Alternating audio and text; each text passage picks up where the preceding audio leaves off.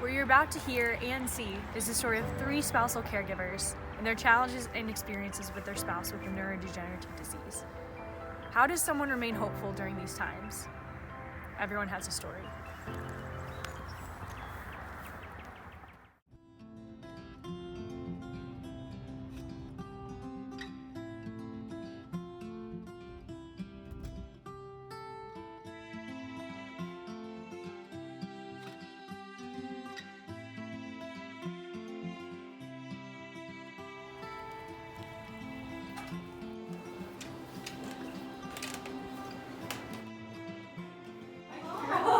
I'm just around the corner, so good to see you.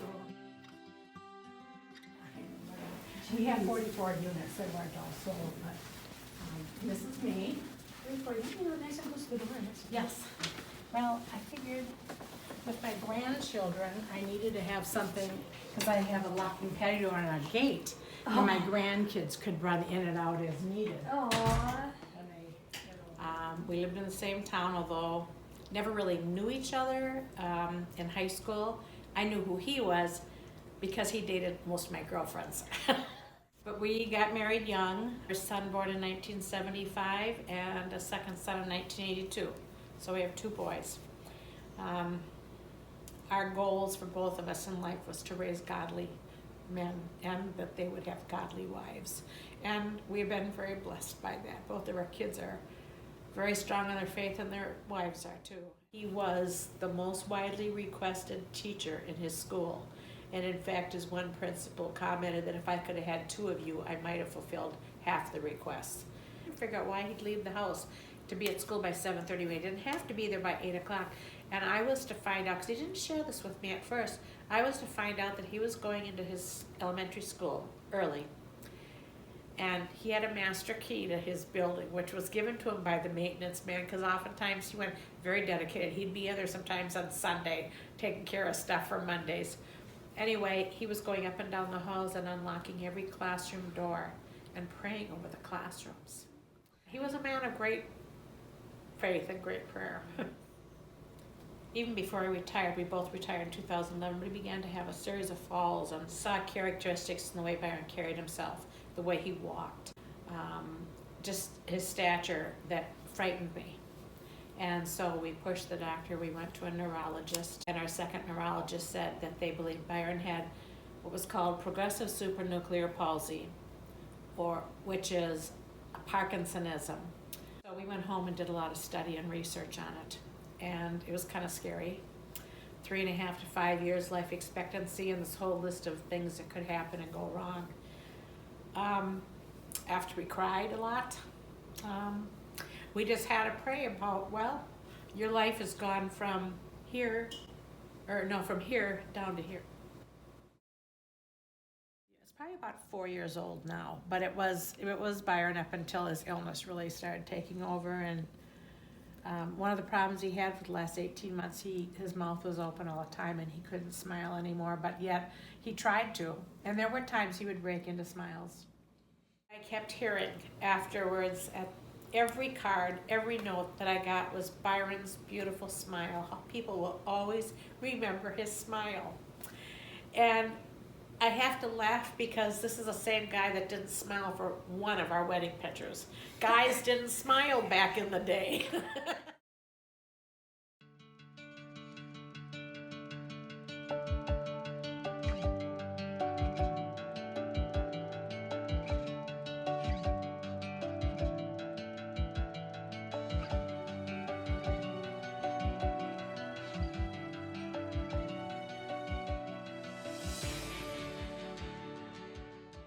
We decided to get married the day after he graduated from medical school, but we made the decision only about a month before that. Our relationship was really always kind of rocky. We started out best friends and we always trusted each other. I think we always loved each other, but we had a lot of struggles. The way this is significant is that we found ourselves in Louisiana. We rented a house in DeRidder, which is a paper mill town. It was a real nowhere place. So I said, we might as well go to church tomorrow. There's nothing else to do in this lousy place. And that is the beginning of a very, very profound change in our religiosity and our relationship. But I had this moment sitting in a pew on a Sunday morning in church when all of a sudden I got it that I had sacred worth and that I was a child of God. And I don't remember the sermon presenting it that way. It was more like an aha moment. And I remember looking at Mark sitting there beside me and thinking, oh my gosh, so does he. And that changed everything for us. And we became faithful worshiping Christians and have been ever since. It's influenced everything about the way we live our lives, our parenting. In your 70s, if you don't have something like Parkinson's, you can kind of convince yourself maybe you're going to live another 20 years. But with Parkinson's, you know that's not going to be the case, that you're going to keep losing ability. You're going to lose, and then you're going to die. So it's, like I said, that existential question is the biggest. It's, we've got to face that. We've got to face our deaths. And that permeates everything we do, that awareness.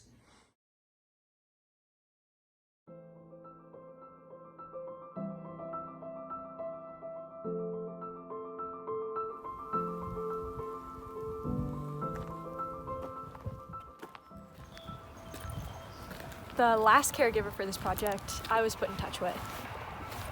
They have a pretty powerful story.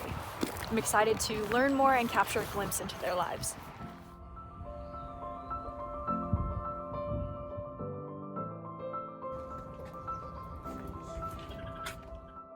We've known one another for 61 years and have been married for 51 of those years. Arlene and I met in junior high school and were high school and college sweethearts. After graduating from seminary, we moved to serve our first and eventually only full-time church ministry. Arlene immediately went to work and got deeply involved in my ministry, serving as a children's choir leader, a handbell ringer, a women's ensemble member, and a choir member, in addition to teaching 3rd and 4th grade Sunday school. After 3 years of serving the church, we had our first of 4 children. Arlene has been a wonderful wife and mother all these years. She has consistently been a quiet strength for our family. She was always supportive of me. We have grown to love one another more than either of us could ever have imagined. Then in 2014, we were confronted with one of our greatest challenges. Arlene was diagnosed with Alzheimer's disease. Being at church for various activities are a part of who we are. So when Arlene became agitated and confused, and she felt like she needed to go someplace where she felt needed, wanted, and safe, that place was the church house. Since late January of 2016, Arlene has been a full-time resident of this care facility that is 25 miles away from our home. The chaplain at the home holds weekly Sunday morning worship services and a Bible study I attend with her and other residents from time to time. The hospice chaplain visits her regularly, reads scripture, and has prayer with her, to which she responds positively. We are convinced that these regular times of spiritual encouragement are very beneficial to her ongoing care. We normally go to visit Arlene 2 or 3 times a week as a family. My son and daughter go with me on Sundays after church. Because she isn't able to feed herself, my usual plan include her lunchtime, so I try to go and feed her lunch and stay afterwards for a visit. Arlene is now in a wheelchair, unable to walk on her own. The osteoporosis has caused her back to have a sizable hump in her upper back, and she cannot remember names any longer, but her face says that she recognizes that she knows who we are. But through all of this, God has strengthened us and guided us as we loved and supported one another in good times and bad, as we trusted in Him.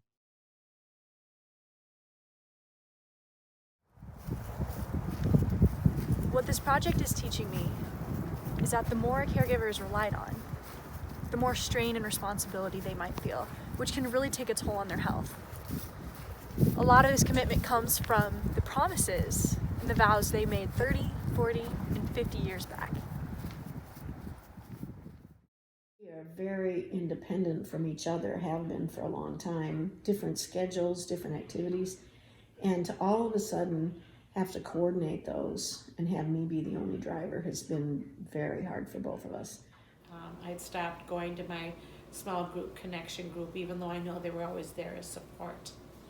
But I think by the end of a day, I was so tired of just trying to care for him that I had to learn how to say no. I had friends that constantly said, Carol, you need to learn to say no. Like tours we could take that we'll say involves cobblestone streets and uneven surfaces, things that it would just be hard for Mark. So my life is limited by that, by my being a caretaker. I've discovered that the challenges of being a caregiver are in some measure determined by the stages of the disease. For me, meeting these challenges have been focused on what is best for Arlene. This is partially as a result of the vows we took before God when we got married. I'm always kind of torn between wanting him to do everything he can for himself, but wanting to help him when he needs the help. If he fell in a closet and ended up tangled in the hangers, that wasn't a fall because he didn't hit the floor. I think my frustration was his unwillingness to admit that there was really something wrong. Hardest one for me, I think, is the slowness. Like we were walking with some friends from church after having had lunch together, and he can't keep up. He cannot walk fast enough. And he said, I wish you knew that I can't. And his illness really became the main focus of our life for the last 5 years of our life. So I had to pretty much put my life on hold as far as what I wanted to do, because I knew his time was so short that I wanted him. I tried to help him make the best of what he had left. One area I have become increasingly focused upon for Arlene is her safety. One example is how long Arlene would remain able to drive a car.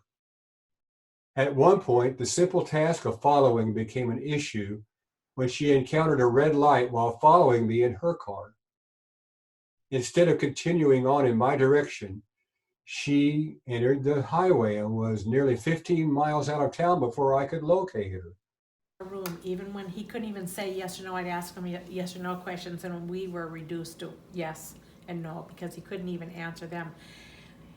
Mine was sharp. He played cribbage, counting everything. Wow. Up until the last. He played Uno with his grandkids 4 days before he passed away.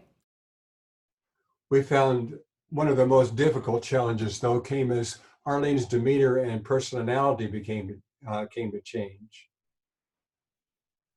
Before Alzheimer's, she was a caring, calm, loving, unassertive, even-tempered person. As the disease progressed, she began to exhibit at times, whether at home or away from home, volatile and aggressive behavior. It's been kind of hard for him, but he will come to me now to help him with like his cuff buttons. He can usually manage most of his shirt buttons, but not his cuffs. His getting on his coat, getting in and out of the car, but those are things that are hard for him now. But he was 5'10", I'm 5'2". And when it got to the physical aspect, when he couldn't get in or out of bed at night or anything like that, I think that was difficult. And that's about the time that we had to make the decision that he needed to go into a nursing facility. But again, we did it with prayer. Care such as cooking and dressing, time management, housekeeping, bill paying, shopping, scheduling and attending appointments, medication, bathing, transportation, and more eventually became our sole responsibility, and a huge responsibility and a huge challenge. I'm always trying to get him more sleep. I feel like sleep has been an issue our whole married life. He's always had disordered sleep. He's had sleep apnea since we were married. He uses a CPAP machine, but now he has all the other things, getting up to use the bathroom at night, and he just gets terrible sleep. we met with a doctor here in town, a neurologist after the fall, and his first comment to us was, oh, Byron has PSP. He said, this is a 6-minute meeting. He said, you're going to need to think about a feeding tube. And we said, feeding tube? What are we talking about, a feeding tube? Well, he'll lose the ability to swallow, and he said, you'll need to decide whether or not you want a feeding tube or not. And we were just kind of like, jaws dropped. Her choice of language changed, and periodically physically abusive behavior surfaced. Those emotions and behaviors were completely opposite of her personalities. And then we sat down, talked about it, we prayed about it, and Byron said, that is not what I want. I don't want a feeding tube. He said, when I get to that point in my life, and I totally agreed with him, I don't want my life to be prolonged. He said, I have a heavenly home I'm going to. He said, I know that upon my death, my faith teaches me that I'm going to heaven. And he said, I believe that strongly. And a lot of our decisions were made on that. Our faith helped us so much through a lot of prayer. And I honestly believe God talks to you. If your eyes are open to seeing what He's put in front of you, the answer's there oftentimes. I would say one of the most important things I do for myself to keep myself healthy is my morning prayer time. And my daughter says that I shouldn't just call it prayer time, that kind of misrepresents it. It is time that I do always read some scripture in my Bible. My prayer is more the posture of opening my hands and kind of being available to what I think of as God's directing. These are our two daughters, but they're church directory pictures. This little girl is 7 now, but we haven't come out with a new directory yet. So they have two more now. After the completion of one interview, one spouse shared that this experience was one of the only times they paused, reflected, and responded to meaningful events that had taken place. In a sense, they said it was very therapeutic. Too, that I just had to cry out. I mean, I just cried out, Lord, I don't know what to do. What am I supposed to do? And then it's just like I would feel after a short period of time, I would just feel this sense of relief, like, don't worry about it. I've got it covered. And I guess for me, that was the greatest thing, just to know that there was someone beside me, someone behind me, someone watching over me. And again, telling me that what we were doing was correct. There was sometimes, what I can say, it's a sense of relief that what the decisions that we made, as tough as they may be, that they were the correct decisions. We never looked back. Both of us, and even myself, we never looked back. We never questioned decisions that we made. Because we went into them with faith.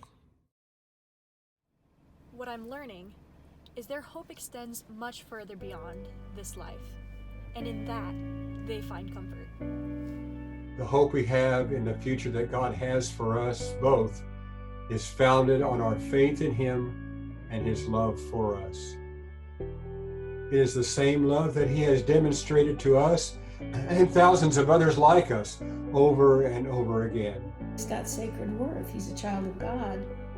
I feel like Mark deserves, I am uniquely positioned to be the one to help him and to help him continue to live a life as full and happy as he can have. This whole process, when Byron's illness came about, I would say to make it easier, but in a way it did. I am confident in knowing that one day, after she leaves us, she will be whole again in the presence of our God, who loves her even more than we do.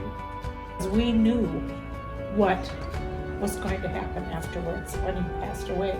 We knew, because God promised that there was going to be life after. She will be whole again in the presence of our God, who loves her even more than we do. And I believe that everybody with whom I've ever interacted is sort of my responsibility to treat with the sacred worth they have. That caregiver can be one of the most important things in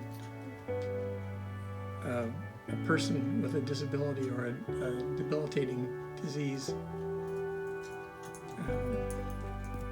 The way they see life and the way they value themselves.